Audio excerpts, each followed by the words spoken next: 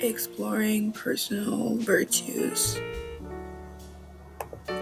Today we will be talking about the four personal virtues, which are intellectual virtues, performance virtues, civic virtues, and moral virtues. Today we will first we have intellectual virtues. They enable problem solving and support discernment, right action, and the pursuit of knowledge. An example of this would be critical thinking and having curiosity. Next, we have performance virtues that equip and enable one to navigate life and uncertainty for success. Performance virtues also help enable intellectual, moral, and civic virtues. Example of this virtue would be confidence and determination. Then there are civic virtues. These are virtues that support citizenship and community. Civic virtues are also enable collaboration and contribution to address systematic problems for the common good. An example of this virtue would be having community awareness and/or service volunteering.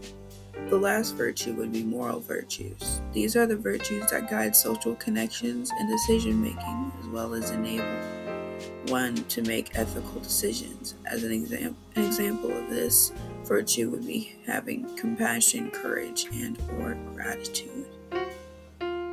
These are some of my intellectual virtues. I would say my virtues are curiosity, open-mindedness, intellectual humility, and attentiveness. Curiosity is one of my virtues because without curiosity, I would not have the will to learn or explore beyond my comfort zone. I can use curiosity to create an inclusive environment by keeping the classroom always in motion and trying new things. For example, there will be different types of assignments to which ones work for my students and which ones don't. Next one would be open-mindedness. This is one of my virtues because if I'm not open-minded, then in certain scenarios, I would be closed to the idea of learning new things, such as if another teacher were to criticize me or give me feedback, then if I wasn't open-minded, I wouldn't be able to take in that feedback. Also, trying new approaches when it comes to things that I do in my everyday life. I can use being open-minded to create an inclusive environment by allowing students to come up with any ideas that they might want to do for assignments or activities while in the classroom. This keeps them motivated and included in the lesson and activity planning. The next one would be intellectual humility. I have this virtue because I'm not perfect, and the best way to fix any problems or issues in how I do things is to be open to criticism, which also goes into open-mindedness, and learn from the mistakes that I make. I can create an inclusive environment by using this virtue by allowing for other teachers to give me teaching tips, strategies, as well as any information that may help me create a more inclusive classroom environment. The last virtue would be attentiveness. I believe that this virtue is a must if I'm going to be an educator. I have to be able to pay close attention to my students and the things that happen around the classroom. I must also have this attentiveness in the classroom because there are multiple different students with multiple different needs, and I have to be able to pay attention with all the students whenever they're in the classroom. I also need attentiveness in order to give the needed support to the students that may or may not need it. Next are my performance virtues, which would be creativity, persistence, kindness, and responsibility. I said creativity is one of these virtues because creativity is a necessary part of my personality. As an elementary school educator or future educator, I will have the need for creativity in order to keep my students engaged and entertained while in the classroom. For persistence, this is one of my virtues. If I wasn't persistent, I would not be where I am and not about to graduate from university. I would most likely be just working at McDonald's and not getting a degree.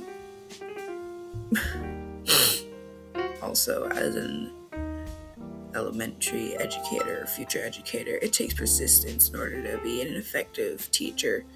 For instance, most teachers leave teaching, but with persistence, they are able to stay for a longer period of time, becoming more effective to their students.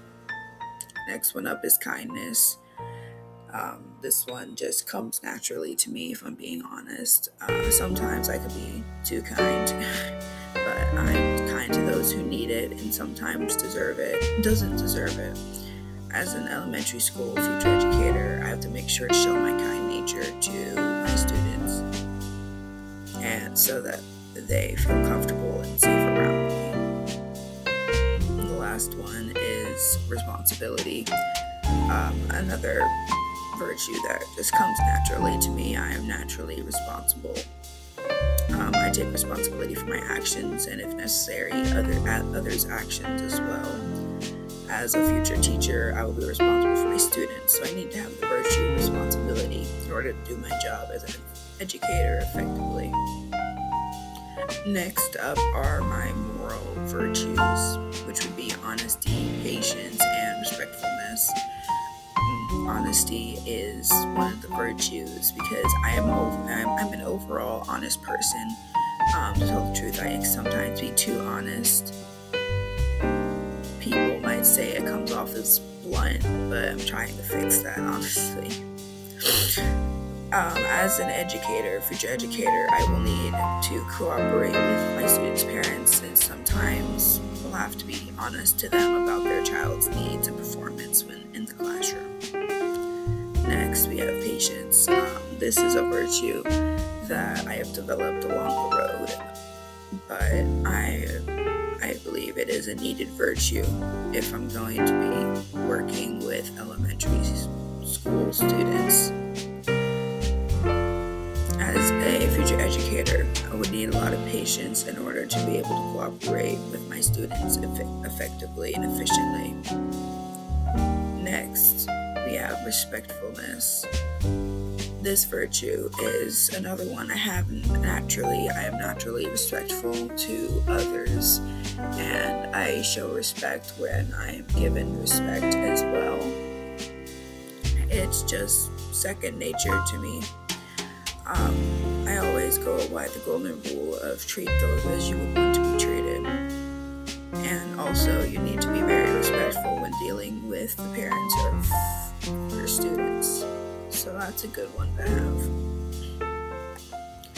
Next up, we have civic virtues. Mine are service and empathy, just to name a couple. For service, I have this trait or virtue because I feel like it's important to give back to the community. I also love volunteering with children, which is one of the reasons why I want to become a teacher. Because I want to spend most of my time helping children become successful in the future.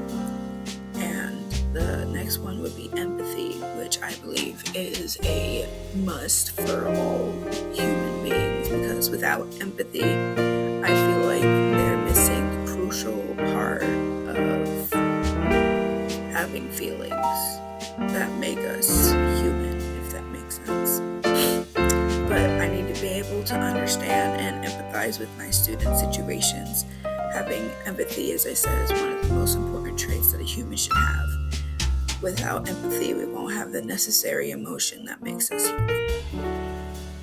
Now, the virtues that I believe are the most critical in my role as an educator is patience, attentiveness, persistence, and empathy. I say these virtues because I will be working with little kids, and patience will be a highly needed trait in order to give my future students the needed support that they are going to require. The next virtue would be attentiveness. This is a critical virtue because as an educator, I need to be extra attentive to all my students to see if there are any developmental problems that need to be addressed sooner rather than later. Some more are critical virtue, would be persistence and empathy. Both of these virtues are needed in order to be an effective teacher to my future students. As an educator, I can't really be an effective student or an effective teacher if I don't have these virtues. Character formation and what it personally means for me. Character formation is a process which by individuals develop their moral, ethical, and behavioral traits through environment, genetical, and social influences.